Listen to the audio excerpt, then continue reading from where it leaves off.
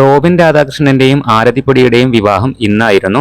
അടുത്ത ബന്ധുക്കളും സുഹൃത്തുക്കളും മാത്രമായിരുന്നു ഇന്ന് ചടങ്ങിൽ പങ്കെടുത്തിരുന്നത്. 6 ദിവസം നീണ്ടുനിന്ന ആഘോഷങ്ങൾക്ക് ശേഷം 7ാം ദിവസമായിരുന്നു ഇരുവരുടെയും വിവാഹം.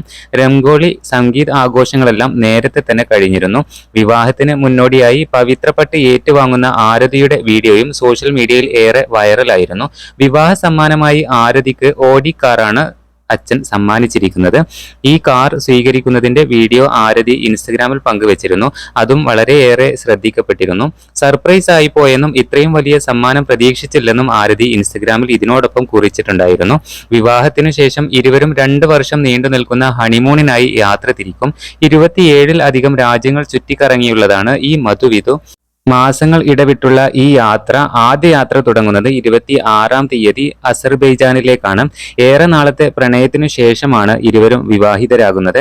അഭിമുഖം എടുക്കാനെത്തിയപ്പോഴാണ് ആരതി ആദ്യമായി റോബിനെ കാണുന്നത്. പിന്നീട് ഇരുവരും തമ്മിലുള്ള സൗഹൃദം പ്രണയത്തിലെത്തുകയായിരുന്നു. 2023 ഫെബ്രുവരിയിലായിരുന്നു ഇരുവരുടെയും വിവാഹ നിശ്ചയം കഴിഞ്ഞത്.